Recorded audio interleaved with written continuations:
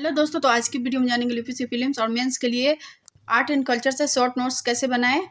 तो art and culture UPSC prelims और mains के लिए बहुत इंपॉर्टेंट है। तो पहला क्वेश्चन है, स्तूपों के द्वारा पूरी बौद्ध परंपरा, दर्शन, लोक मान्यताओं का अद्भुत सम्मेलन किया गया है, स्पष्ट। तो इस क्वेश्चन को आप लोग सबसे पहले स्तूपों के माध्यम से बौद्ध परंपरा, दर्शन और लोक मान्यताओं का अद्भुत सम्मेलन किया गया है। तो इंट्रोडक्शन में आप लोग ये बताइएगा, उसके बाद से बौद्ध दर्शन के कुछ पॉइंट के बारे में बताइएगा लो, और फिर पैराग्राफ चेंज करके स्तूपों के स्थापत्य में अलग अलग जो शिल्पों को उकेरा गया है उससे स्पष्ट करेंगे। और इन्हीं शिल्पों के माध्यम से लोक परंपरा को भी अभिव्यक्त किया गया है, जैसे सांची, भरूच, अमरावती स्तूप, और लोक मान्यता के तत्व को स्पष्ट करेंगे। और तो लोक परंपरा के ये सांची, भरूच, अमरावती के स्तूप ये एग्जाम्पल है, और लोक मान्यता के तत्वों को स्पष्ट करेंगे लोग। तो जैसे यक्ष, यक्षिणी और बौना नाग पूजा, और अनेक पेड़ पौधों, पशु पक्षियों की पूजा। अमरावती स्तूप में राजकुमार और राजकुमारियों, सुंदर स्त्रियों, राजमहल के चित्र प्राप्त होते हैं। और इस प्रकार स्पष्ट रूप से यह कहा जा सकता है कि स्तूप का स्थापत्य वह केवल बौद्ध दर्शन ही नहीं अपितु दर्शन, लोक मान्यताओं और पूरी बौद्ध परंपरा का एक अद्भुत सम्मेलन है। इस प्रकार हम यह कह सकते हैं कि स्तूप और परंपरा और लोक मान्यताओं को स्पष्ट करता है। तो ये कंक्लूजन है, निष्कर्ष। और सांची का स्तूप में देखेंगे लोग तो मध्य प्रदेश के रायसेन जिले की पहाड़ी पर स्थित है, और कुल 3 स्तूप मिले हैं सांची में। तो पहला है प्रथम स्तूप जिसे महास्तूप कहते हैं, दूसरा है द्वितीय स्तूप, तीसरा है तृतीय स्तूप। तो यहाँ पर 3 वेदिकाएं प्राप्त होती हैं, इसलिए इसे त्रिमेघी स्तूप भी कहा जाता है। और सांची स्तूप की विशेषताएं, तो सांची स्तूप के सभी अंग सुरक्षित है, जैसे हर्मिका, अंड, छत्र, वेदिका आदि। स्तूप के चारों ओर जो वेदिका बनी है अलंकृत नहीं है, इसे चारों ओर विशाल तोरण द्वार है, इसके चारों ओर विशाल तोरण द्वार है।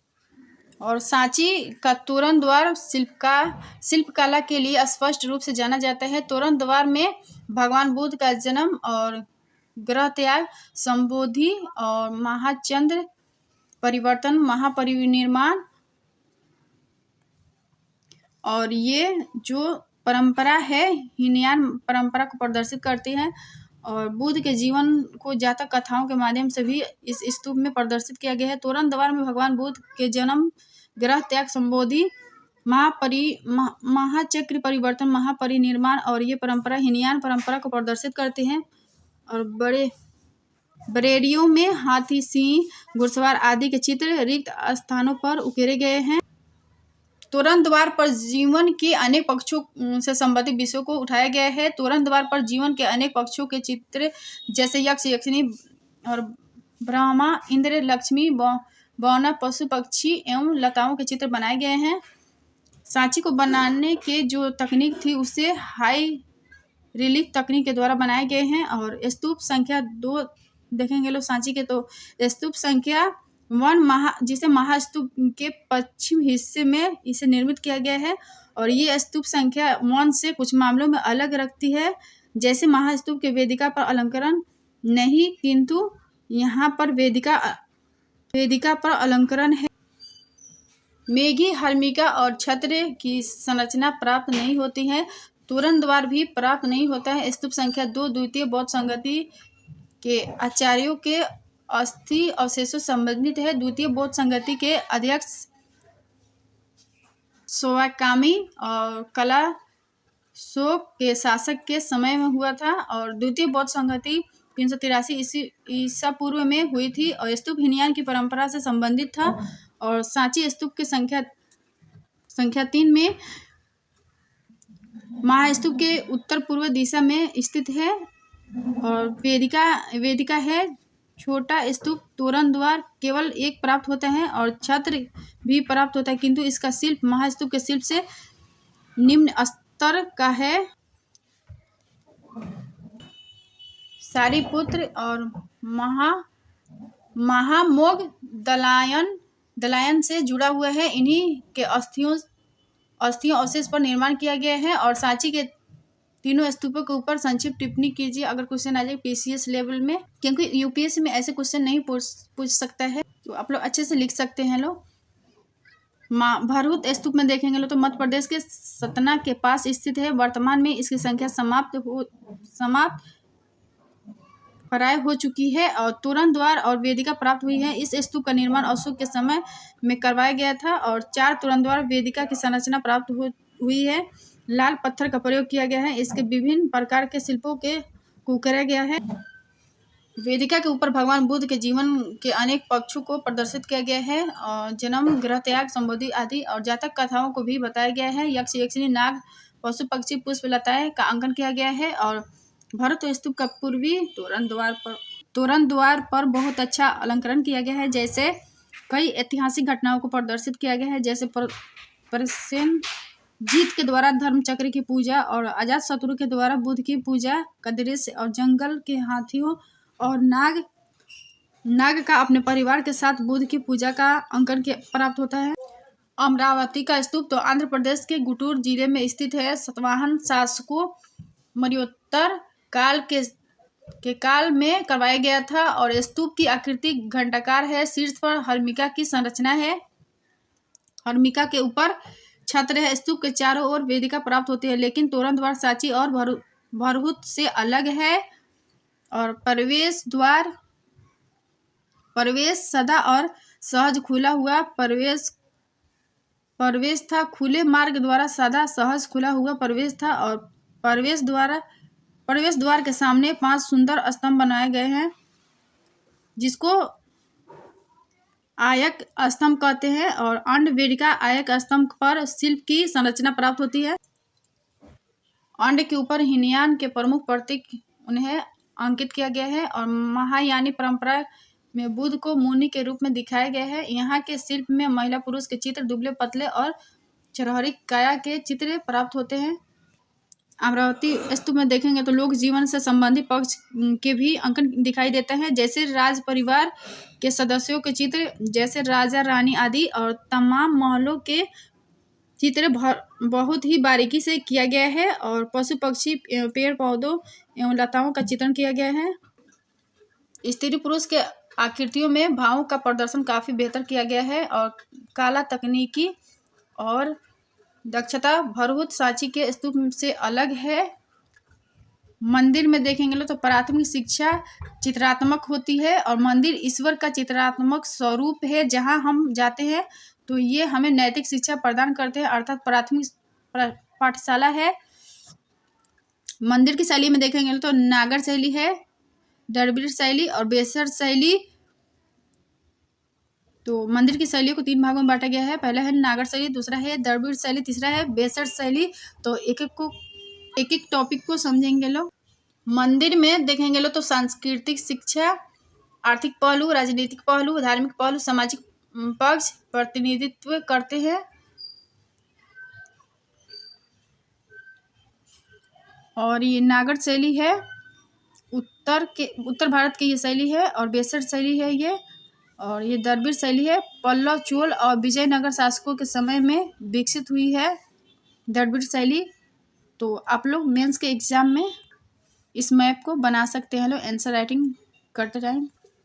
नागर शैली गुप्त काल से इसकी शुरुआत मानी जाती है। गुप्त काल में जो मंदिर बने हैं उसकी विशेषताएं देखेंगे लोग तो गुप्तकालीन मंदिरों का निर्माण ऊंचे चबूतरे पर किया जाता था। इस चबूतरे को जगती या अधिष्ठान कहा जाता था। इन मंदिरों के चारों ओर सीढ़ियां बनी होती थी। इन मंदिरों के छतें सपाट होती थी। इन मंदिरों का गर्भगृह बहुत साधारण था। इन मंदिरों में ईंट और पत्थर जैसी अस्थायी सामग्री का इस्तेमाल किया जाता था। और इन मंदिरों की विषय वस्तु रामायण, महाभारत और पुराणों से ली गई थी। और इन मंदिरों में छतों और खंभों को जटिल रूप से सजाया गया था।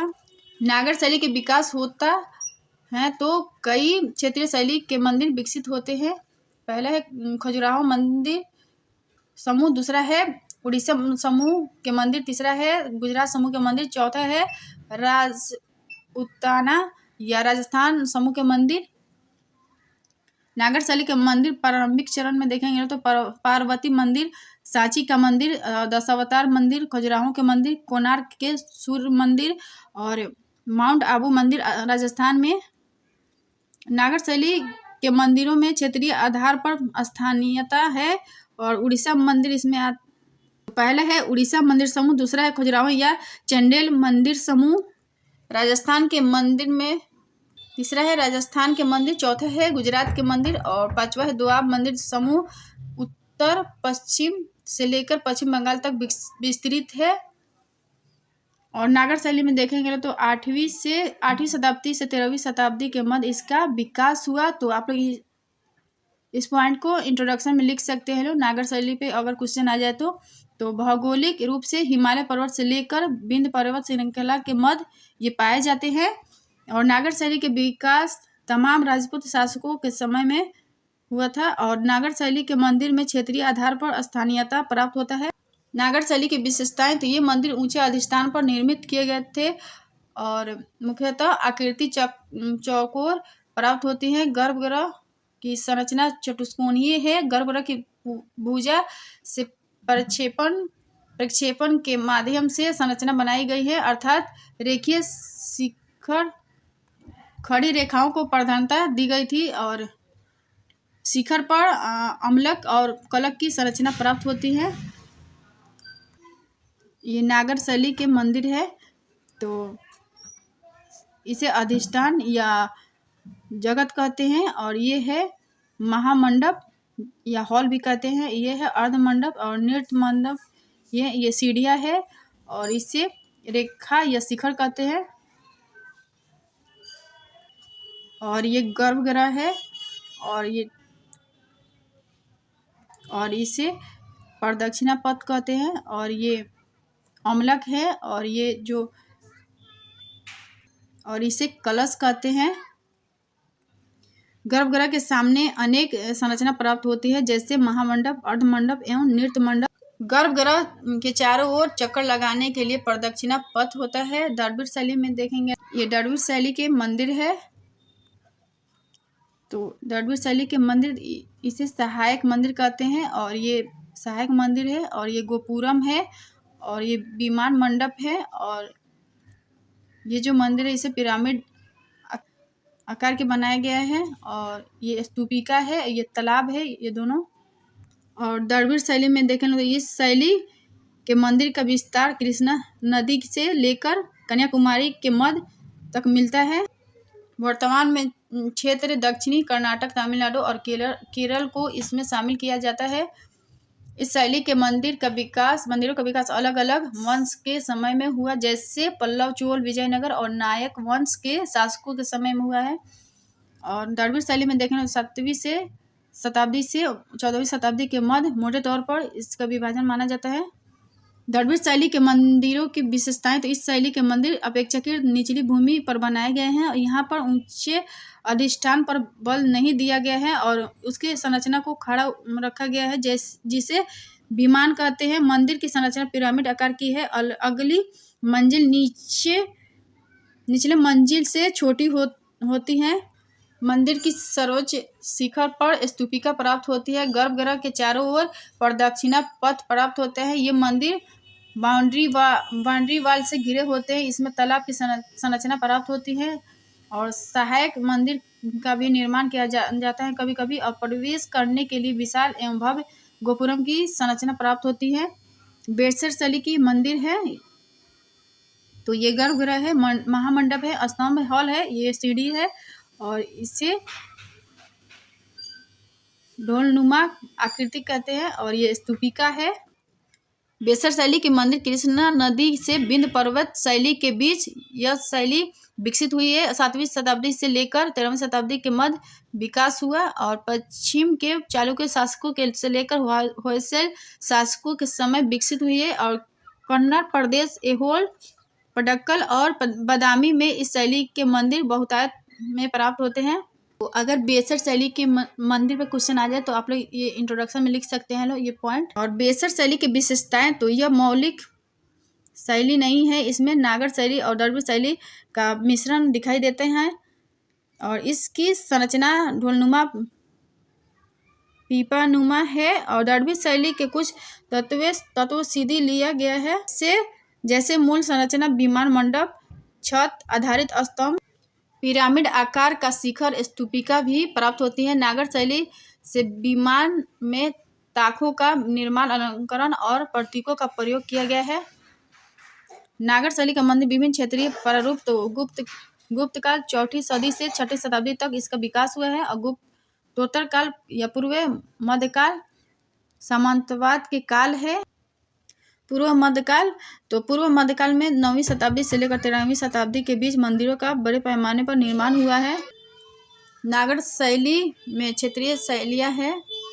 तो पहले पॉइंट है खजुराहो मंदिर समूह, दूसरा है उड़ीसा मंदिर समूह, तीसरा है गुजरात मंदिर समूह और चौथा है राजस्थान मंदिर समूह। तो नागर शैली के क्षेत्रीय शैलियाँ है। मंदिर का विकास तो गुप्तों से पहले मंदिर की संरचना अस्थायी प्रकृति थी, जैसे इनका निर्माण घास फूल आदि से किया गया था और गुप्त काल तक आते आते अस्थायी प्रकृति के मंदिर बनने शुरू हुए। और अनेक इतिहासकार मंदिरों के विकास मुख्यतः 4 चरणों में बांटते हैं। प्रथम चरण में देखेंगे तो सांची का 13वां नंबर मंदिर, 17वां नंबर मंदिर पिगवा और सागर के मंदिर आते हैं। यहाँ पर गर्भगृह वर्गाकार और सामने की तरफ 4 स्तंभों पर टिका हुआ है। और द्वितीय चरण में देखेंगे तो इसमें मध्य प्रदेश का नाचना कुठार मंदिर और भूमरा का शिव मंदिर आते हैं। प्रथम चरण की सभी विशेषताओं के साथ एक ढका हुआ प्रदक्षिणा पथ प्राप्त होता है। तृतीय चरण में देखेंगे तो कानपुर का भीतरगांव मंदिर, देवगढ़ झांसी में है का दशावतार मंदिर आते हैं। और इसी चरण से गर्भगृह के ऊपर शिखर बनाने की सूचना प्राप्त होती है। इसी चरण में मंदिर के प्रवेश द्वार और स्तंभों का अलंकृत भी किया जाने लगा है। और चौथे चरण में देखेंगे तो बिहार के राजगीर मणियार मठ मंदिर इसमें आता है। और इसी चरण से गर्भगृह के चारों ओर से प्रक्षेपण निकालने का प्रयास किया गया है। और गुप्त काल के मंदिरों की विशेषताएं तो ये मंदिर ऊंचे चबूतरे पर निर्मित किए गए हैं। इस चबूतरे या जागती पर चढ़ने के लिए सीढ़ियों की संरचना है। और दूसरा है गर्भगृह चौकोर तथा वर्गाकार प्राप्त होते हैं। तीसरा है प्रारंभिक समय में गर्भगृह की दीवारों पर अलंकरण या सादा नहीं है, किंतु बाद में इनके ऊपर अलंकरण किया गया है। हिंदू देवी देवताओं और धार्मिक दृश्यों को उकेरा गया है। और चौथा है प्रारंभिक चरण की गर्भगृह की छत वो सपाट है, किंतु बाद में गर्भगृह के ऊपर शिखर की संरचना प्राप्त होती है। 5वां पॉइंट है स्तंभ की प्रारंभिक चरण सादा रखा गया है, किंतु बाद चरण में इनके ऊपर अलंकरण किया गया है। कलश और पुष्पों को भी अलंकृत किया गया है। गुप्त काल के मंदिर की विशेषताएं देखेंगे तो मंदिर के प्रवेश द्वार मगध की सवारी करती हुई गंगा की आकृति प्राप्त होती है। मकरवाहिनी गंगा भी कहते हैं इसे। कुर्मवाहिनी यमुना की आकृति प्राप्त होती है। और प्रवेश द्वार को अलंकृत करने के लिए हंग मंगल कलश स्वास्ति शंख मिथुन आकृतियां सौंदर्य से जुड़ी है। और खजुराहो शैली की विशेषताएं तो इन मंदिरों का निर्माण पन्ना की खान से निकाले गए हल्के गुलाबी पत्थरों से किया गया है। मंदिर का निर्माण ऊंचे अधिष्ठान पर किया गया है। मंदिर के सभी भाग एक दूसरे से अविच्छिन्न रूप से जुड़े हैं। मंदिर के शिखरों के ऊपर छोटे शिखर भी प्राप्त होते हैं और श्रृंग शिखर भी कहते हैं इसे। यहाँ पंचायतन शैली के मंदिरों की संकल्पना प्राप्त होती है और इन मंदिरों को भली प्रकार से अलंकृत एवं सुसज्जित किया गया है। और खजुराहो शैली के मंदिर मुख्यतः 9वीं शताब्दी से 13वीं शताब्दी के मध्य खजुराहो शैली के मंदिर बने हैं। मुख्य मंदिर तो गंग वंश या पूर्वी चेदी वंश के समय में इनका विकास हुआ। दूसरा पॉइंट है 9वीं से 13वीं शताब्दी के मध्य इसके समय है। और पुरी में जो मंदिर है वहाँ पर 2 मंदिर है। पहला है जगन्नाथ मंदिर, दूसरा है वासुदेव मंदिर एवं सुभद्रा मंदिर।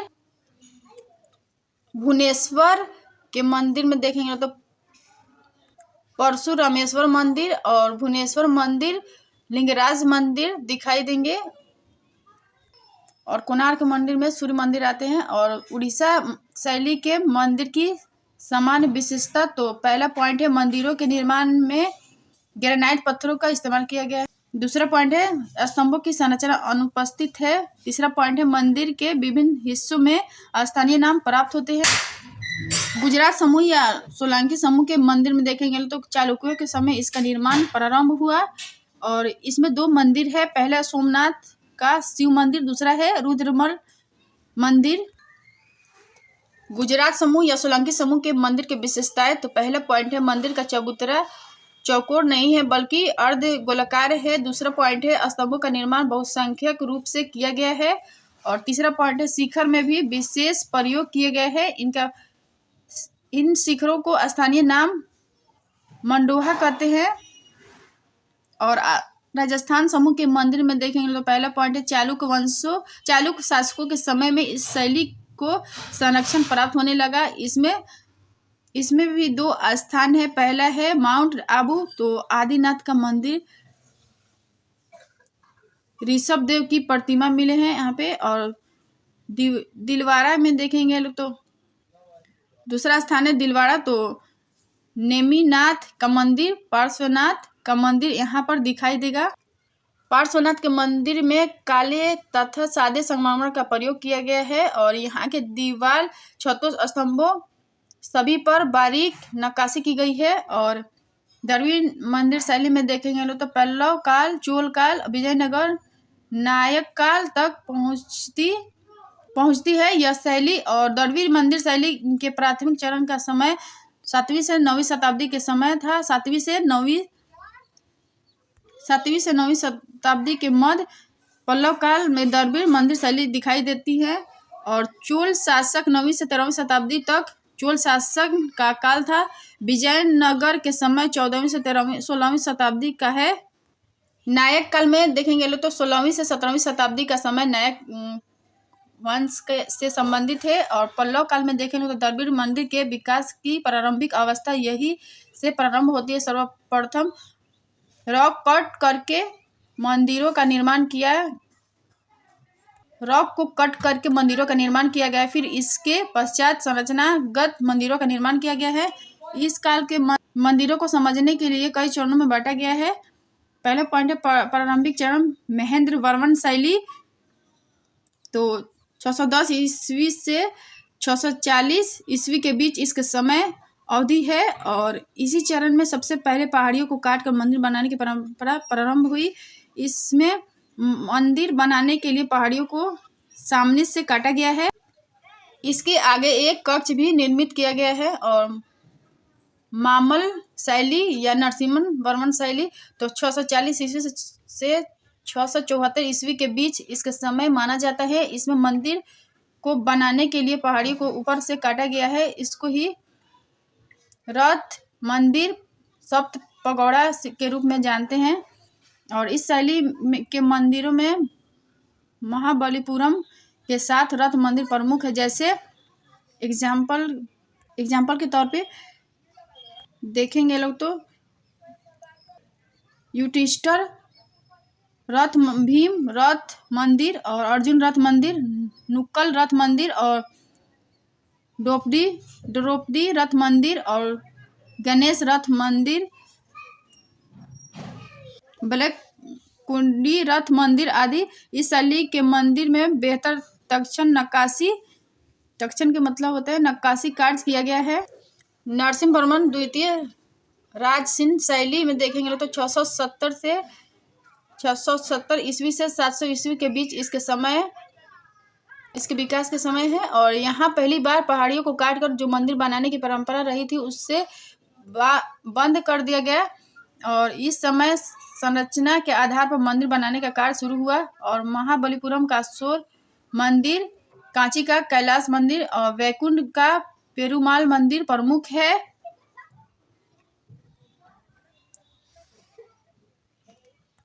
ये नरसिम्हवर्मन शैली में देखेंगे लोग तो ये नरसिम्हवर्मन शैली है। तो 700 ईस्वी के बाद इसका विकास दिखाई देता है। यहाँ पर भी मंदिरों का निर्माण संरचनागत आधार पर किया जा रहा है। कांचीपुरम और मुक्तेश्वर मंदिर, मांटेगेश्वर मंदिर और परशुरामेश्वर मंदिर। इस चरण में नरसिंह द्वितीय के समय में जो मंदिर बने थे उसमें गिरावट दिखाई देती है और मंदिरों का आकार प्रकार छोटा हो गया है। चोलों के समय में द्रविड़ शैली के मंदिरों का विकास, तो इसे दो भागों में बांट कर देखेंगे लोग। पहला है 9वीं शताब्दी से 10वीं शताब्दी तक और दूसरा है 10वीं शताब्दी से 13वीं शताब्दी तक। तो 9वीं से 10वीं शताब्दी में देखेंगे लोग तो पल्लव काल के मंदिर निर्माण की शैली को स्वीकार किया गया था और 10वीं शताब्दी से 13वीं शताब्दी में देखेंगे तो इस चरण से भव्य मंदिरों के निर्माण की परंपरा शुरू हुई। पल्लव को युद्ध में पराजित करके चोल सत्ता में आए। इन्होंने 9वीं शताब्दी से लेकर 13वीं शताब्दी तक शासन किया और प्रारंभिक चरण उन्होंने पल्लव शैली की विशेषताओं को बनाए रखा। 10वीं शताब्दी से 13वीं शताब्दी के मध्य भव्य मंदिरों के निर्माण परिपाटी शुरू की। 9वीं से 10वीं शताब्दी के को प्रथम चरण कहते हैं। तो पहला है विजयालय आदि प्रथम और परांतक प्रथम एवं परांतक द्वितीय, ये प्रारंभिक चरण के शासक है। और 10वीं से 13वीं शताब्दी के बीच राज प्रथम, राजेंद्र प्रथम, राजाधिराज प्रथम, राजेंद्र द्वितीय और कुलोत्तुंग द्वितीय, राजेंद्र तृतीय अंतिम शासक था। ये द्वितीय चरण के शासक है। प्रथम चरण 9वीं से 10वीं शताब्दी में देखेंगे तो विजयालय और नाथमलाई मंदिर बनाया गया और आदिम प्रथम के द्वारा नागेश्वर मंदिर बनाया गया और परांतक प्रथम के द्वारा कुरंगनाथ मंदिर बनाया गया और विजयालय के द्वारा नाथमलाई मंदिर बनाया गया। और इस चरण के सभी मंदिर पल्लव शैली पर आधारित है। इस चरण में मंदिरों में भव्य परिणति प्राप्त होती है जिसके लिए चोल जाने जाते हैं। और प्रथम चरण की विशेषताएं तो वर्गाकार गर्भगृह और विमान संरचना प्राप्त होती है, पिरामिड आकार की संरचना प्राप्त होती है, स्तंभों पर आधारित मंडप का निर्माण किया गया है और गोपुरम की संरचना चारदीवारी से मंदिर घिरे हुए हैं। द्वितीय चरण चोलों को 10वीं से 13वीं शताब्दी के बीच में देखेंगे लोग तो जैसे बृहदेश्वर मंदिर तंजौर राज प्रथम ने बनवाया और गंगईकोंड चोलपुरम तंजौर राजेंद्र प्रथम ने बनवाया, ये तंजौर में है। और ये बृहदेश्वर मंदिर भी तंजौर में है। और इरातेश्वर मंदिर ये तमिलनाडु में राज द्वितीय ने बनवाया था। और कम्फरेश्वर मंदिर ये तमिलनाडु में कुलोत्तुंग तृतीय ने बनवाया था। और द्वितीय चरण की विशेषताएं तो इस चरण के सभी मंदिर भव्य और विशाल बनवाए गए हैं। इन मंदिरों की ऊंचाई और क्षेत्रफल भी काफी विस्तृत है। गर्भगृह के सामने मंडप, अर्धमंडप, नदी मंडप के रूप में बड़े बड़े हॉल को निर्मित किया गया है। इस मंदिरों के शिखर 190 मीटर तक पाए गए हैं। मंदिरों के स्थापत्य पर विशेष बल दिया गया है। इसके अलावा मंदिरों की दीवारों पर ताखे काटे गए हैं। इसमें विभिन्न देवी देवताओं के सुंदर मूर्तियों को प्रदर्शित किया गया है। और गर्भगृह के भीतर दीवारों को भित्ति चित्रकला से सजाया गया है।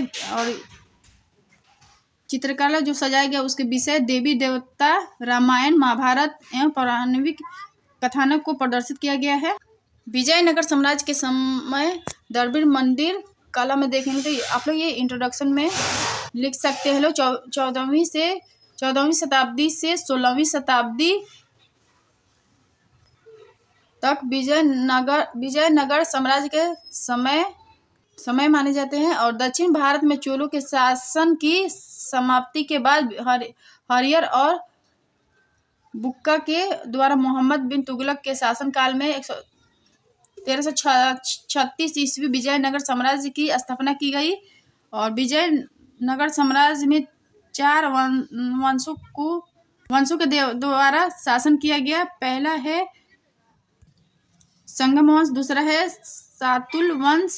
सालू वंश, तीसरा है तुलु वंश और चौथा है अरविडु वंश। इन सभी राजवंशों के समय में द्रविड़ वास्तुकला का धीरे धीरे एक बेहतरीन विकास हुआ।